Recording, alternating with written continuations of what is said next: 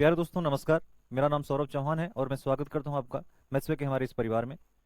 दोस्तों, जो हमारी अलजेब्रा की सीरीज चल रही है इसमें हम आगे कंटिन्यू करते हैं, टाइप 24 पढ़ेंगे। इससे पहले 23 टाइप्स हम कवर कर चुके हैं। अगर आप इस वीडियो पर नए हैं तो प्लीज़ आप जाके पीछे के टाइप्स को देख सकते हैं।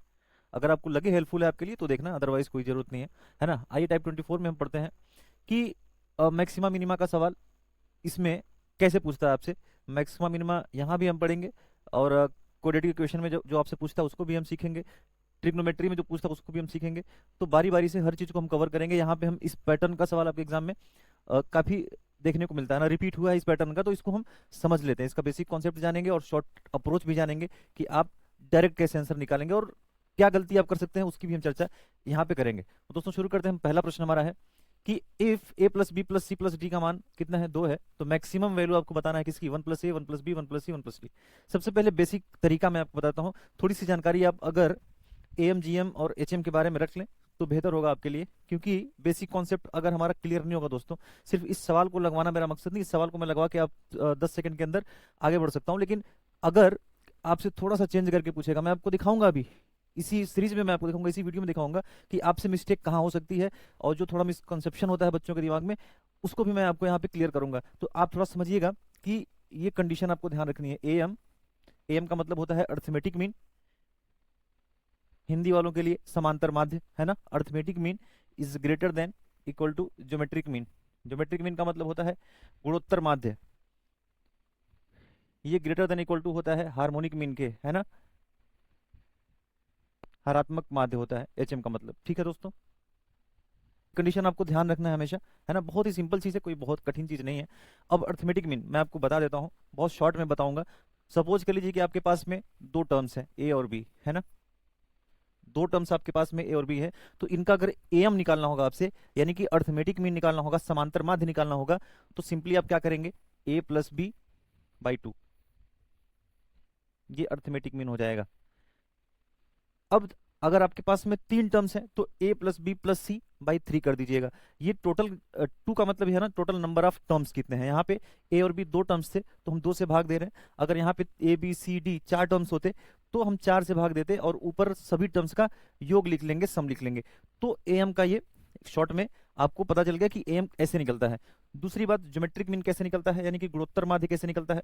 सपोज कर लेते हैं दो ही टर्म्स हैं वहां पे ए और बी, तो ए इंटू बी मल्टीप्लाई कर लेते हैं दोनों टर्म्स का, और पावर में क्या लिख लेते हैं, 1 बाई जितने टर्म्स हैं 1 बाई 2, है ना। अगर सपोज कर लीजिए, मैं आपको समझा देता हूं कि अगर तीन टर्म्स सपोज कर लीजिए हैं ए बी सी, और तीनों टर्म्स का आपसे जीएम पूछे यानी कि ज्योमेट्रिक मीन पूछे, तो a b c, a into b into c, और पावर में क्या लगा लेंगे, 1/3 हो जाएगा।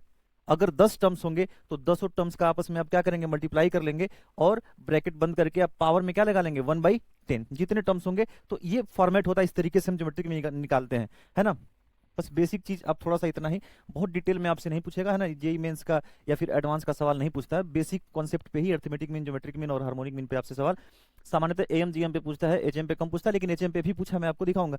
मतलब कहने का ये ना दोस्तों कि सभी चीजें अगर आपको टाइप वाइज शॉर्टलिस्ट करके मिल जाए, एक जगह पर मिल जाए और इंक्लूड सब कुछ हो, हर वैरायटी हर टाइप अगर कवर हो, तो चीजें आसान हो जाती हैं। ऐसा नहीं है कि मैं सबसे आउट ऑफ द बॉक्स कोई चीज बता रहा हूँ। ये कहीं भी आप पढ़ सकते हैं, किसी से भी पढ़ सकते हैं, सभी लोग अच्छा पढ़ाते हैं। बात पढ़ाने की नहीं है, बात इंटेंशन की होती है दोस्तों।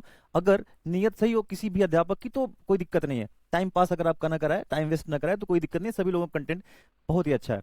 अब देखिए एचएम कैसे निकालते हैं। एचएम का मतलब हार्मोनिक मीन होता है, भोजपुरी में मतलब हिंदी में कहेंगे तो हरात्मक माध्य, है ना। भोजपुरी बोल रहे हैं, हिंदी में हरात्मक माध्य होता है। तो एचएम जब मान लो दो ही टर्म्स हैं ए और बी, तो उनका हरात्मक माध्य हार्मोनिक मीन जब निकालते हैं तो टोटल नंबर ऑफ टर्म्स क्या हम करते हैं, ऊपर लिख लेते हैं। और ए और बी दो टर्म्स हैं आपके, सपोज कर लो ए और बी का हार्मोनिक मीन आपको बताना है ना। तो टोटल नंबर ऑफ टर्म्स कितने हैं, दो हैं, तो दो हमने ऊपर लिख लिया, और नीचे इसी का इनवर्स लिखेंगे, यानी कि 1/a प्लस 1/b, ये आपका क्या हो गया, हार्मोनिक मीन हो गया।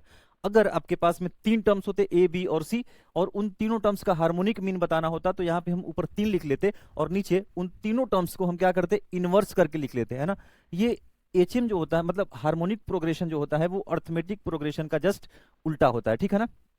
मतलब अगर मैं आपसे कहूं कि ए बी सी अगर आपके एपी में है, यानी कि अर्थमेटिक प्रोग्रेशन में है, तो 1/a 1/b 1/c आपके क्या होंगे, एचपी में होंगे, है ना। ये अगर आपका क्या है, एपी है, तो ये आपका क्या हो जाएगा, एचपी में होता है, उसी का इनवर्स एपी। और ये हमने एक बेसिक कॉन्सेप्ट सीख लिया कि एम, एचएम और जीएम कैसे निकालते हैं ना, सिंपल है, आप आराम से समझ सकते हैं। अब हम बढ़ते हैं दोस्तों सवाल की तरफ। और ये जो है ना इनइक्वालिटी जो यहाँ पे आपको दिख रही है, ये बहुत महत्वपूर्ण है।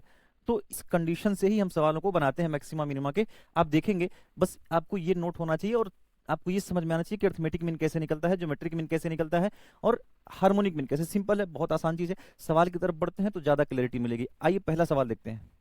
ये पहला सवाल हमारा है टाइप 24 का। ये CHSL 2020 में आपसे पूछा गया है, 18/3/2020 की शिफ्ट में। इसको हम कैसे सॉल्व करेंगे, सबसे पहले मैं आपको बेसिक तरीका बताता हूं, उसके बाद शॉर्ट अप्रोच भी बताऊंगा, है ना। बेसिक तरीका दोस्तों ये है कि a plus b plus c plus d का मान कितना है, 2 है। तो मैक्सिमम वैल्यू आपको बतानी है किसकी, 1+a 1+b into 1+c into 1+d की, है ना। तो यहाँ पे प्रोडक्ट है ना, सारे टर्म्स का, 4 टर्म्स का प्रोडक्ट है। आप देखे होंगे कि जीएम में, ज्योमेट्रिक मीन में हम प्रोडक्ट करते हैं, यानी कि सभी टर्म्स का गुणा कर लेते हैं और पावर में क्या लगा लेते हैं, 1 बाई जितने नंबर ऑफ टर्म्स है ना, उसी का इस्तेमाल यहाँ पे होगा। तो सम कहाँ हम करते हैं बताइए, एम में करते हैं, अर्थमेटिक मीन, यानी कि समांतर माध्य निकालते वक्त हम क्या करते हैं, जितने टर्म्स होते हैं उनको ऐड करते हैं और नंबर ऑफ टर्म्स से हम डिवाइड करते हैं। तो आपको ये समझ में आएगा कि एम और जीएम का कॉन्सेप्ट यहाँ पे लगेगा। तो आपको पता है दोस्तों कि M is greater than equal to GM होता है, ठीक है, सिंपल। अच्छा, अगर M greater than equal to GM है, इसका मतलब एम जो भी आपका होगा उसकी मिनिमम वैल्यू आप कितनी बता सकते हैं, जीएम के बराबर होगी। भाई एम जीएम के या तो बराबर है ना, इक्वल टू का साइन है ना ये, तो एम जीएम के या तो बराबर है या फिर उससे क्या है, बड़ा है, ग्रेटर है ना, या फिर इक्वल है। तो या तो जीएम के बराबर है या उससे बड़ा है, इसका मतलब क्या हो गया, कम से कम जीएम तो है ही, है ना। तो मिनिमम वैल्यू एम की पूछेगा तो वो जीएम के बराबर आप यहां से निकाल पाएंगे। और उसी का उल्टा अगर आपसे पूछ ले कि जीएम एम के बराबर है या फिर इससे क्या है, छोटा है ना, तो मैक्सिमम कितना होगा, जीएम एम के बराबर होगा या फिर उससे छोटा ही होगा, तो इसका मतलब मैक्सिमम पूछेगा इस प्रोडक्ट की तो वो एम के बराबर होगा। तो इसी कंडीशन से हम सवाल को बनाएंगे। आपसे पूछा है 1+a 1+b 1+c 1+d का मैक्सिमम मान पूछा है, और जब सम का पूछेगा ना तो वो मिनिमम पूछेगा। क्यों, क्योंकि सम इधर आएगा तो इसकी मिनिमम वैल्यू आप जीएम के बराबर बता सकते हैं, मतलब जीएम के बराबर हो गया फिर उससे बड़ा होगा तो मिनिमम पूछेगा एम का, मैक्सिमम तो आप नहीं बता पाएंगे, क्योंकि मिनिमम के लिए इक्वलिटी की कंडीशन आप लगा लेंगे कि एम बराबर जीएम होता है या उससे बड़ा होता है, तो मिनिमम इसकी वैल्यू क्या निकल के आएगी, जीएम के बराबर ही आएगी एम की।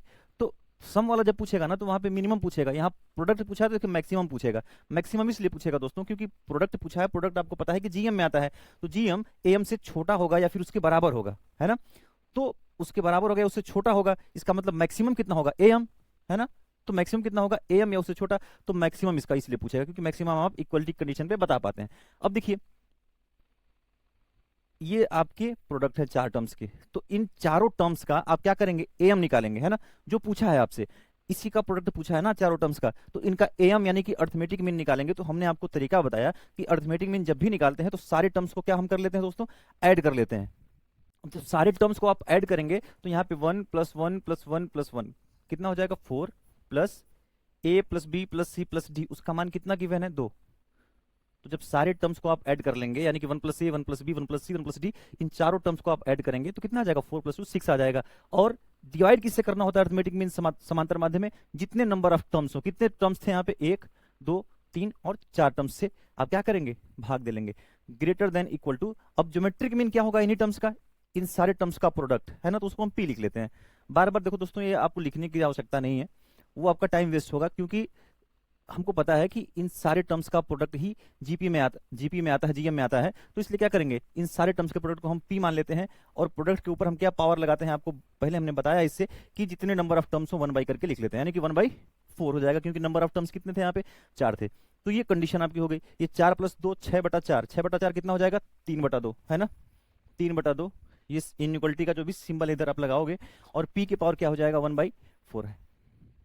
आपको बताना किसका मान है, पी का मान बताना है ना, पीसी को हम माने थे ना, पी। तो पी की आपसे मैक्सिमम वैल्यू पूछा है। आप मुझे ये बताइए कि अगर हम पावर 4 कर लेते हैं दोनों साइड में, पावर 4 इसलिए करेंगे क्योंकि पी की वैल्यू हमें निकलेगी, यहाँ पे 1/4 है, तो पावर जब 4 करेंगे तो यहाँ क्या आएगा, 3 के पावर 4 कितना होता है, 3 × 9 = 30 27 × 81, और 2 का पावर 4 कितना होता है, 16, ग्रेटर देन इक्वल टू, ये पावर जब 4 करोगे तो गुणा 4 हो जाएगा, तो 4 से 4 कट जाएगा, तो इधर हो जाएगा क्या, पी। अब ये रेंज आपको आ गई, यानी कि p less than equal to 81/16, यानी कि पी का मान या तो 81/16 है या फिर इससे कम है ना। 81/16 है या इससे कम है, लेकिन मैक्सिमम वैल्यू आपसे पूछा है तो मैक्सिमम आप क्या बताएंगे, 81/16 है दोस्तों, है ना, 81/16 है पी का मान, या फिर इससे कम है तो मैक्सिमम कितना होगा पी का मान, 81/16 ही होगा ना, या तो इससे कम होगा तो मैक्सिमम बताना, तो आपको कितना बताएंगे पी का मान 81/16, आपका सही उत्तर हो जाएगा कौन सा ऑप्शन, बी ऑप्शन करेक्ट हो जाएगा। अब एक चीज यहाँ पे ध्यान दीजिएगा, गलती कहाँ स्टूडेंट्स करते हैं मैं आपको बताता हूँ अभी, है ना, ध्यान से देखिएगा, ये तो बेसिक तरीका हो गया और इसको एक दो लाइन में आप सॉल्व कर सकते हैं, बहुत टाइम लगेगा नहीं इसमें, है ना, ये बेसिक कॉन्सेप्ट है, गलत होगा नहीं कभी आपसे, लेकिन गलती स्टूडेंट्स कहाँ करते हैं वो मैं आपको बताता हूँ इस सवाल के माध्यम से। हम ये समझ लेते हैं कि a plus b plus c plus d का मान अगर 2 है तो a बराबर b बराबर c बराबर d हम 1/2 पुट कर लेते हैं, है ना, a बराबर b बराबर c बराबर d बराबर 1/2 हम पुट कर लेते हैं, और यहाँ पे क्या लिख लेते हैं दोस्तों, 1 प्लस 1/2 कितना हो जाएगा 3/2, यहाँ भी 1 प्लस 1/2 क्या हो जाएगा 3/2, यहाँ भी 1 प्लस 1/2 क्या हो जाएगा 3/2, और सिमिलरली यहाँ भी 3/2 हो जाएगा। आप यहाँ पे देख पा रहे होंगे कि 3 के पावर 4 हो जाएगा, नीचे 2 के पावर 4 हो जाएगा, उत्तर कितना आ जाएगा 81/16 आ जाएगा। तो डायरेक्ट आप एक लाइन में उत्तर दे सकते हैं, ठीक है। लेकिन यहाँ पे गलती आप क्या कर सकते हैं, मैं वो आपको बता देता हूँ। यहाँ पे हम a बराबर b बराबर c बराबर d बराबर 1/2 ले सकते हैं, लेकिन डायरेक्ट आप नहीं ले सकते। आपको कैसे पता कि a की वैल्यू 1/2 होगी, वो मैं आपको समझाता हूँ। जो आपसे प्रश्न पूछा है ना, ये पूछा है 1 प्लस ए 1 प्लस बी 1 प्लस सी 1 प्लस डी, ये सारे टर्म्स क्या होंगे आपस में, ये बराबर होंगे। समझिएगा, दोनों में अंतर समझिएगा। 1 प्लस ए है ना ये टर्म, ये बराबर होगा किसके 1 प्लस बी के, ये बराबर होगा किसके 1 प्लस सी के, ये बराबर होगा किसके 1 प्लस डी के। यहां से निकल के आएगा, सभी टर्म्स में से आप एक एक घटा लेंगे, एक एक माइनस कर लेंगे, तो ए हो जाएगा, ये बी हो जाएगा, ये सी हो जाएगा और ये डी हो जाएगा। यहां से a बराबर b बराबर c बराबर d आता है, ना कि इस जो प्रश्न में आपसे दिया है ना, इसमें आप a बराबर 1/2 कर सकते हैं, इस 2 को 4 भाग में नहीं बांट सकते इसको देख करके। ये गलती आप मत करिएगा। 1/2 हम इसलिए ले रहे हैं क्योंकि 1 प्लस ए 1 प्लस बी 1 प्लस सी 1 प्लस डी आपस में बराबर हैं, यहां से एक घटाएंगे तब a बराबर b बराबर c बराबर d। अंतर क्या है मैं समझाता हूँ, अगला सवाल जब कराऊंगा तो आपको स्पष्ट हो जाएगा कि अंतर क्या आएगा, ठीक है। समझिएगा, देखिए जितने यहाँ पे टर्म्स है ना, 4 टर्म्स हैं, समझिएगा। देखिए ये अगला सवाल आप करेंगे तो समझ में आएगा आपको, ये सिमिलर सवाल है, ये वही सवाल है, a plus b plus c plus d का मान 2 है। अब आपसे यहाँ पे देखो 1 प्लस ए के स्थान पर 1/2 प्लस ए पूछ लिया, बाकी 1 प्लस बी 1 प्लस सी 1 प्लस डी ही है, ये 1 के स्थान पर सिर्फ 1/2 कर लिया।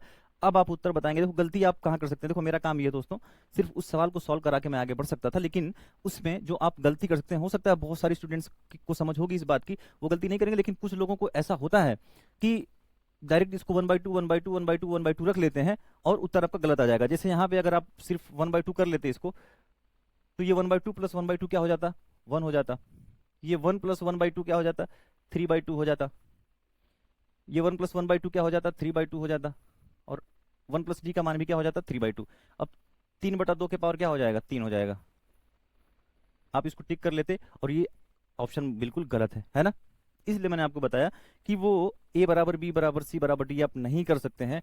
हम नीचे वाले जो जो आपसे पूछा है ना, उसको आप इक्वेट कर सकते हैं, उसको आप इक्वल कर सकते हैं। देखिएगा ध्यान से, बेसिक कॉन्सेप्ट से अगर लगाएंगे तो गलत नहीं होगा। बेसिक कॉन्सेप्ट क्या है दोस्तों, कि जितने टर्म्स आपसे am ग्रेटर देन gm होता है ना, am is greater than equal to gm होता है। अब am में क्या होता है कि सारे टर्म्स को आप ऐड कर लो, जो पूछा है इसको नहीं, जो पूछा है आपसे सारे टर्म्स को ऐड कर लेंगे तो क्या आएगा a plus b plus c plus d आएगा, उसके स्थान पर हम क्या लिख लेंगे 2 प्लस 1 प्लस 1 प्लस 1 3 3 प्लस 1/2 कितना हो जाएगा 7/2 by total number of terms कितने हैं 4 हैं, greater than equal to GM. GM का मतलब क्या होता है, जितने टर्म्स हैं उनका प्रोडक्ट p मान लेते हैं, पावर में 1 बाई जितने नंबर ऑफ टर्म्स हैं 4 1/4। इस तरीके से हम इसको लिखते हैं, आप हम समझ चुके हैं। अब 2 2 4 4 7 11 11 बटा कितना हो जाएगा 8 हो जाएगा, है ना। इसको सॉल्व करेंगे 11/8 greater than equal to p के पावर 1/4। यहाँ से इक्वलिटी जब आप लगाएंगे, जब मतलब कि p को बराबर कर लेंगे, p का मैक्सिमम मान कितना हो जाएगा बताइए, बराबर जब करोगे तो ये पावर 4 दोनों साइड कर लेंगे, यानी कि इधर क्या हो जाएगा 11/8 की पावर 4 हो जाएगा। तो p का मैक्सिमम मान आपसे पूछा था तो वो कितना आएगा 11/8 की पावर 4। सी ऑप्शन आपका करेक्ट हो जाएगा। बेसिक कॉन्सेप्ट से आप गलत नहीं करेंगे, ये हो गया। एक चीज आप यहाँ पे ध्यान दीजिएगा, मैंने आपसे क्या बताया था, हम इस a b c d को आपस में बराबर नहीं कर सकते।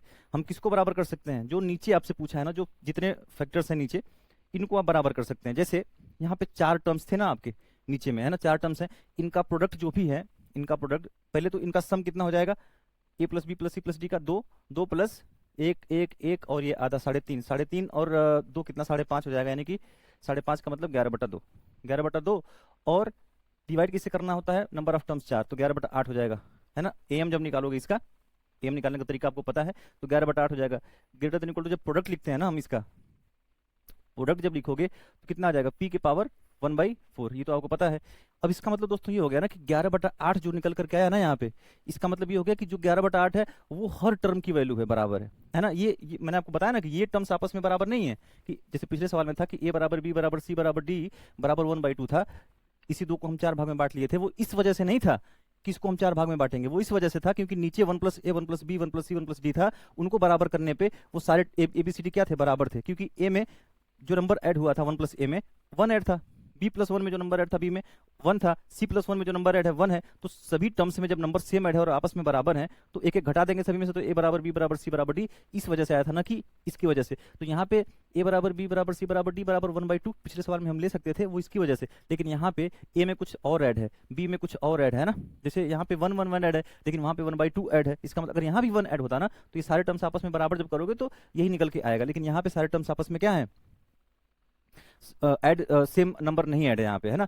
तो ये चारों टर्म्स आपस में बराबर होंगे, ये बराबर नहीं होगा, मतलब ABCD आपस में बराबर नहीं होंगे, ये सारे टर्म्स चारों आपस में बराबर होंगे। और कितना होगा उसका मान, जो ये 11/8 निकल के आया ना, अर्थमेटिक मीन 11/8 आया ना, तो ये सारे टर्म्स 11/8 के बराबर, यानी कि इसका मान भी 11/8 होगा, इसका मान भी कितना होगा, 11/8 होगा, इसका मान भी कितना होगा, 11/8 होगा, इसका मान भी कितना होगा, 11/8। जो AM निकल के आया है वो AM के बराबर ये सारे टर्म्स होंगे। ये सारे टर्म्स देखो आपस में बराबर है। पिछले प्रश्न में जैसे आप देखिए यहाँ पे, पिछले प्रश्न में ये चारों टर्म्स आपस में बराबर थे, है ना। ये चारों टर्म्स कितने थे, AM निकल के कितना आया था बताइए, 3/2 आया था। इनका AM जब निकालोगे सारे टर्म्स को ऐड करोगे और 4 से भाग दोगे तो 3/2 आया था। तो ये सारे टर्म्स का मान कितना आएगा बताइए, 3/2 3/2 3/2 3/2, तभी तो आया था 81/16। तो 1+a का मान अगर 3/2 हो गया तो a का मान देखेंगे आप यहाँ से 1/2 आ जाएगा। तो ये a का मान 1/2 इसकी वजह से आ रहा था ना कि इस दो को हम 4 भाग में बांट रहे थे, इस वजह से आ रहा था, वो इत्तेफाक था इसकी वजह से। तो आप मिसअंडरस्टैंडिंग आपको नहीं होनी चाहिए, इन चारों टर्म्स को आपस में बराबर करना है। किसके बराबर करना है, अर्थमेटिक मीन निकालेंगे, जो समांतर माध्य निकालेंगे, 3/2 यहाँ पे आएगा समांतर माध्य, तो समांतर माध्य के बराबर ये भी होगा, ये भी होगा, ये भी होगा, ये भी होगा। आपसे सवाल बदल भी सकता है दोस्तों, सवाल ये पूछ सकता है कि इसकी मैक्सिमम वैल्यू जो भी आपको मिलेगी ना, कितनी मिलेगी, 11/8 की पावर 4, वो ABCD के किस मान पे निकलेगी। हो सकता है आपसे पूछ ले कि a का मान बताइए जिस पे इसकी वैल्यू क्या हो, मैक्सिमम निकल के आ रही है। तो वैल्यू कैसे निकालेंगे आप, AM जब निकालेंगे 11/8 तो इसको हम क्या करेंगे, 1/2 प्लस a को 1/2 प्लस a को हम 11/8 के बराबर कर लेंगे। तो कितना है, 11/8 है ना, 11/8 की जो m निकल के आया, 11/8 ये भी है और 11/8 ये भी है, 11/8 ये भी है और 11/8 ये भी है। तो यहाँ से ABCD की वैल्यू इस तरीके से हम अलग अलग बता सकते हैं कि ABCD की वैल्यू क्या होगी। तो सवाल बदल के आपसे पूछे, कुछ भी पूछे इस तरीके से, तो गलती आप ना करिएगा कि यहाँ पे 1/2 1/2 1/2 1/2 लेके यहाँ पे इसका मैक्सिमम मान निकालिएगा। तो इससे आपको सावधान रहना, ठीक है दोस्तों। अगले सवाल की तरफ बढ़ते हैं दोस्तों, बढ़ते हैं अगले सवाल की तरफ। a+b का मान कितना है, 5 है, तो मैक्सिमम मान आपको बताना है 2a+3 प्लस इंटू 2b+1। यहाँ आप ढाई ढाई ना कर लीजिएगा, नहीं तो गलत हो जाएगा आपका उत्तर। बेसिक तरीका हमने क्या बताया था आपको, am greater then gm, am जब करोगे तो 2 टाइम्स a+b यानी कि 5 + 4, टोटल नंबर ऑफ टर्म्स 2 हैं, greater than equal to gm, gm का मतलब इनका प्रोडक्ट है, p की पावर 1/2 करते हैं क्योंकि नंबर ऑफ टर्म्स 2 हैं। 5 × 10 4 14/2 कितना हो जाएगा, 7, p के पावर 1/2। अब स्क्वायर दोनों साइड कर लेंगे तो 49 हो जाएगा। इसका मतलब p का मैक्सिमम मान जो आपसे पूछा था कितना होगा, 49 होगा। p मैक्स कितना हो जाएगा दोस्तों, 49 हो जाएगा, है ना। इस रेंज से ये पता चल रहा है कि p 49 है या उससे छोटा है, तो 49 है उससे छोटा है तो 49 मैक्सिमम है ना। तो 49 आपका सही उत्तर इस तरीके से बेसिक कॉन्सेप्ट से हो जाएगा। दूसरा, a और b यहाँ पे बराबर नहीं है, जो हमने आपको समझाया, ढाई ढाई नहीं है, ये दोनों टर्म्स आपस में बराबर हैं। 2a+3 को 2b+1 से इक्वेट करके आप ab की वैल्यू, दो इक्वेशन बन जाएगी ab की, वहां से निकाल सकते हैं। या फिर दूसरा तरीका मैंने बताया कि am जब निकालेंगे आप, इसका am क्या निकल के आया आपका, 7, है ना। अर्थमेटिक में इन दोनों का समांतर माध्य कितना होगा, 7 आएगा। तो ये दोनों टर्म्स कितने हैं भाई, 7 7 के बराबर रहेंगे, है ना। ये देखो दोनों टर्म्स आपस में बराबर है, ये दोनों 7 7 49 हो रहा है। ये a और b बराबर ढाई ढाई नहीं है, a की वैल्यू और b की वैल्यू अलग आएगी। वो कैसे आएगी, 2a+3 को आप 7 के बराबर कर लेंगे समांतर माध्य के, 2b+1 को आप समांतर माध्य के बराबर कर लेंगे तो ab की वैल्यू आ जाएगी। तो ये आप बहुत महत्वपूर्ण बिंदु है, इसको आप जरूर ध्यान रखिएगा भाइयों। अगले सवाल की तरफ बढ़ते हैं।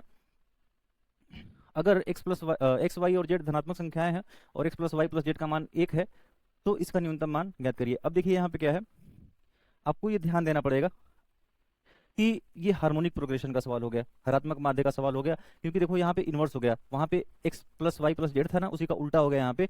तो आप पढ़े हैं कि am greater than equal to क्या होता है, gm होता है, और hm भी तो होता है, am greater than equal to hm भी होता है ना। ये कंडीशन भी हमने पढ़ा है। तो अब am जब निकालेंगे ना, क्या आपसे पूछा है ना, इसको देखिएगा, उसको छोड़िए अभी। जो आपसे पूछा है ना, इसको आप देखेंगे, इसका एम और एच एम निकालेंगे। तो अब इसका एम कितना हो जाएगा बताइए, इन सारे टर्म्स को आप ऐड कर लेंगे तो इसको हम पी मान लेते हैं ना, इन सारे टर्म्स को हम ऐड कर रहे हैं तो पी मान लेते हैं। तो पी के स्थान पर क्या होगा, 1/x plus 1/y plus 1/z, और डिवाइड बाई कितना होता है, नंबर ऑफ टर्म्स 3 है, एम हो गया, ये एम हो गया कि नहीं, नंबर ऑफ टर्म्स नीचे हो गया, और सम हो गया, पी का मतलब सम है, ये इस पूरे को हम क्या लिख लिए, पी लिख लिए। Greater than equal to H M होता है, एच एम क्या होता है, नंबर ऑफ टर्म्स ऊपर लिखते हैं हम, और नीचे क्या करते हैं, इसी का इन्वर्स कर देते हैं। तो 1/x था तो उसका इन्वर्स क्या हो जाएगा, x plus y plus z. अब x plus y plus z का मान आपको गिवन है कितना, 1, तो इसके स्थान पर हम क्या लिख सकते हैं, 1, ये 3 उधर चला जाएगा, कितना हो जाएगा, p greater than equal to 9, यानी कि p की वैल्यू या तो 9 होगी या फिर 9 से बड़ी होगी, p ही तो निकालना था, इसी को हम p माने थे। तो p की वैल्यू या तो 9 होगी या फिर 9 से बड़ी होगी, तो मिनिमम p की वैल्यू क्या होगी, 9 होगी, 9 से कम नहीं हो सकता है ना, या तो 9 के बराबर होगा या फिर 9 से ज्यादा होगा। तो p की मिनिमम वैल्यू आपसे पूछा है तो कितनी हो जाएगी, 9 हो जाएगी, सी ऑप्शन आपका करेक्ट हो जाएगा। ठीक है दोस्तों, पहला तरीका हो गया, बेसिक तरीके से आप लगाओगे कभी गलत नहीं होगा। दूसरा तरीका ये हो सकता है कि सारे टर्म्स आपस में क्या होंगे, यहाँ पे बराबर होंगे, जैसे पिछले सवाल में था ABCD वाले में। तो सारे टर्म्स जब बराबर करेंगे हम ना, तो ये 1/3 हो जाएगा, ये भी 1/3 हो जाएगा, और ये भी 1/3 हो जाएगा। तो कितना निकल के आएगा, x plus y, x y z का मान, एक्स वाई जेड का मान निकल के आ जाएगा अब कितना, 1/3 अलग अलग सभी का। तो अब यहाँ पे 1/x जब निकालोगे तो 1/3 का उल्टा हो जाएगा 3, ये भी 3 और ये भी 3, कितना हो जाएगा 9। तो इस तरीके से डायरेक्ट आप सॉल्व कर सकते हो, लेकिन एक लाइन में आपका M greater than equal to H M लगाओगे तो गलत नहीं होगा, जैसे हमने बताया अभी एपीजीपी वाले सवाल में, एएमजीएम में कैसे आप मिस्टेक आप हो सकती है। तो डायरेक्ट आप एबीसीडी की वैल्यू ना निकालिएगा उस तरीके से। तो मैं आपको यही कहूंगा कि देखो, बेसिक मेथड है ये, बेसिक कॉन्सेप्ट है ये, गलत कभी नहीं होगा, और ये भी नहीं है कि बहुत लेंदी है, सिर्फ एक लाइन आपको लिखना है, सिर्फ ये तो किया आपने, p/3 greater than equal to 3, तो p greater than equal to 9 हो गया। तो आराम से एक लाइन में ही आप सॉल्व कर लेंगे, तो कंफ्यूजन आपको नहीं होगी। एक सवाल और कर लेते हैं इसका दोस्तों, एक सवाल और करेंगे, ये लास्ट सवाल है हमारा। Find minimum value of x/y plus z/12x plus 4y/x plus x/3z, है ना। एक देखिए ये भी सेम है भाई, am ग्रेटर देन gm या फिर hm, उसी पे आधारित सवाल है। आप यहाँ पे देख पा रहे होंगे कि ये सम ऑफ टर्म्स है ना, जितने टर्म्स हैं सभी को ऐड किया गया है।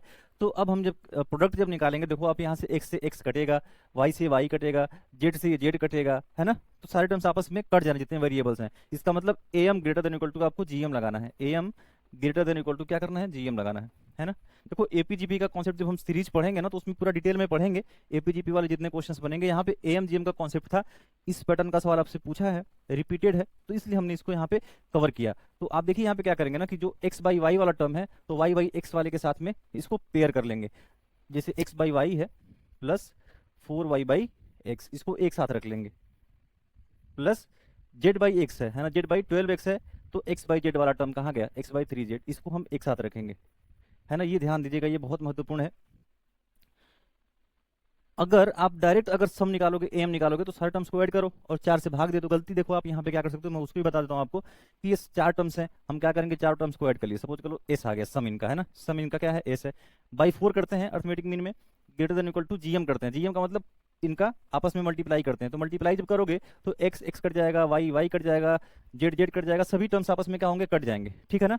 बचेगा क्या, जो नंबर्स बचे हैं, यानी कि 4 से ये 12 कटेगा, 4×3=12, तो 1/9, 1/9 बचेगा। अब पावर क्या कर लोगे, जितने नंबर ऑफ टर्म्स हैं 1/4 है ना। इस तरीके से आप क्या करेंगे, S greater than equal to, S का मतलब क्या है, सम है, यही सारे टर्म्स है, इसी का तो आपसे पूछा है मिनिमम मैक्सिमम जो भी पूछा है। तो S greater than equal to क्या हो गया, 4 इधर चला जाएगा, और 1/9 के पावर क्या हो जाएगा, 1/4। तो ये तो आप सोच सकते हैं कि एस की मिनिमम वैल्यू क्या है, ये वाली है। तो ये लेकिन नहीं, ये गलत है। ये गलत इसलिए दोस्तों ना, क्योंकि अगर हम क्या करेंगे, अगर इस पैटर्न से लगाएंगे, ये सारे टर्म्स को एक साथ रखेंगे, तो इस सारे टर्म्स में जब आप इक्वेट करोगे, मैंने आपको क्या बताया था एमजीएम में, कि सारे टर्म्स आपस में बराबर, जो आपसे पूछता है ना, तो सारे टर्म्स आपस में क्या होते हैं, बराबर होते हैं। तो जब सारे टर्म्स को आपस में बराबर करोगे, तो वो इक्वेशन, वो इक्वलिटी सेटिस्फाई नहीं करेगी, जो एक्स वाई और जेड की वैल्यू आएगी वो सेटिस्फाई करेगा ही नहीं, सारे टर्म्स बराबर नहीं होंगे। इसलिए हम क्या करते हैं ना यहाँ पे, अब इसका डिटेल बताने की, अब इसका डिटेल इसमें बहुत डीप में नहीं जाएंगे, बस इतना ही समझ लीजिए कि इसमें जब इन सारे टर्म्स को एक साथ लिख के हम इस तरीके से जब लगाते हैं, तो एक्स वाई जेड की जो वैल्यू निकल के आती है वो सेटिस्फाई नहीं करती है। हमने क्या बताया था एमजीएम में आपको, कि सारे टर्म्स आपस में क्या होते हैं, बराबर होते हैं चारों। लेकिन जब सारे टर्म्स को आपस में बराबर कर लोगे, तो एक्स वाई जेड की जो वैल्यू निकल के आएगी वो सेटिस्फाई नहीं करती है ना, बराबर नहीं, इक्वलिटी बनती ही नहीं है। तो यहाँ पे हम पेयरिंग करते हैं दो दो टर्म्स का, जो एक्स बाई वाई तो y by x, z by x तो एक्स बाई जेड, इस तरीके से आराम से आपका इक्वलिटी सेटिस्फाई करती है। तो ये आप बस एक बात ध्यान रखिएगा कि दो दो टर्म्स का पेयर बनाएंगे जो आपस में कट रहे हो, यानी कि इसकी मैक्सिमम मिनिमम वैल्यू आप बता सकते हैं कैसे। ये दो टर्म्स हो गए आपस में ना, तो दोनों टर्म्स का सम यानी कि S1 मान लेते हैं बाई नंबर ऑफ टर्म्स कितने हैं, 2 greater than equal to GM। अब GM का मतलब इनका प्रोडक्ट x से x कट गया, y से y, 4 आ गया। यहाँ पे 4 के पावर क्या लिखते हैं आप, 1 बाई जितने नंबर ऑफ टर्म्स, दो टर्म्स हैं, तो ये S1 माने थे हम, S1, और इसको मान लेते हैं S2 है, सम है ना। तो S1 की मिनिमम वैल्यू आप बता सकते हैं यहाँ से कैसे, S1 greater than equal to 4 का अंडर रूट लोगे क्योंकि 1/2 है, तो कितना हो जाएगा भाई, 4 को क्या लिख सकते हैं हम, 2 के पावर 2 इंटू 1/2 यहाँ पे है, तो 2 से 2 कट गया, 2 आ गया इसका मान है ना। ये अंडर रूट 4 है, उसको इस तरीके से भी आप लगा सकते हैं, तो इसका मान कितना आ जाएगा, 2 आ जाएगा। अब ये 2 इधर जाके गुणा होगा तो 2 2 ना 4, यानी कि S1 की मिनिमम वैल्यू क्या आएगी, 4 आएगी, या फिर इससे ज़्यादा है ना, तो मिनिमम वैल्यू क्या हो जाएगी S1 की, मिनिमम मान की क्या S1 का क्या हो जाएगा, 4 हो जाएगा। इस तरीके से आप S2 का भी निकाल सकते हैं, S2 by 2, number of terms 2 हैं, AM greater then GM, GM लगाओगे तो Z से Z कटेगा, X से X कटेगा, 1/12 आएगा है ना, कितना नहीं 36 आएगा, 1/36, 1/36 की पावर में क्या है 1/2 है ना, 1/36 की पावर 1/2, इसका मतलब क्या हो जाएगा 1/6 हो जाएगा, अंडर रूट लेंगे तो इसका तो है ना। तो S2/2 is greater than equal to 1/6, 2 से 2 तीन बार कट गया, तो S2 का मिनिमम मान कितना निकल के आ गया दोस्तों, 1/3 आ गया। तो दोनों टर्म्स का हम मिनिमम निकाल लिए S1 S2 का, तो 4 + 1/3 कर लेंगे, इसके स्थान पर 4 आ गया, 1/3 आ गया, तो कितना हो गया 13/3, इसका क्या हो गया मिनिमम मान हो गया। तो इस तरीके से हम इस सवाल को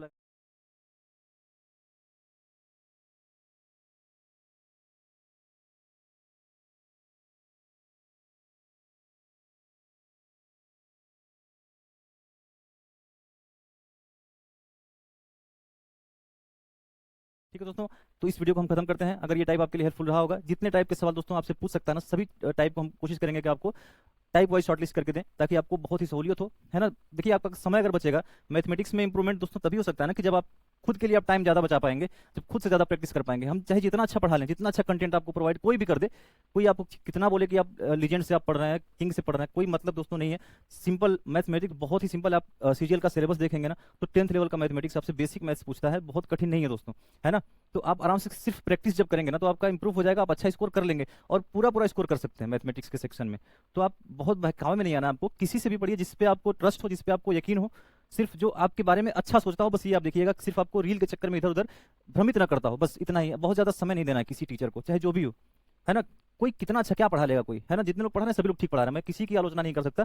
आप सिर्फ ईमानदारी से मेहनत करिए, जितना ज्यादा समय आप खुद को देंगे उतना ही मैथ्स इंप्रूव होगी। चाहे जितना कोई बोल दे, कितना भी कोई दावा कर ले कि आप मुझसे पढ़ लेंगे, ये बैच ले लेंगे तो हो जाएगा, दोस्तों कभी नहीं होगा। मैथमेटिक्स ऐसा विषय है कि जिसमें जितनी ज्यादा आप प्रैक्टिस करेंगे उतना ही आपका ये सुधार होता चला जाएगा। ठीक है दोस्तों, अगर आपको वीडियो अच्छी लगी दोस्तों, तो आप वीडियो में कमेंट करके जरूर बताइएगा। मिलते हैं दोस्तों अगली वीडियो में, तब तक के लिए जय हिंद, धन्यवाद।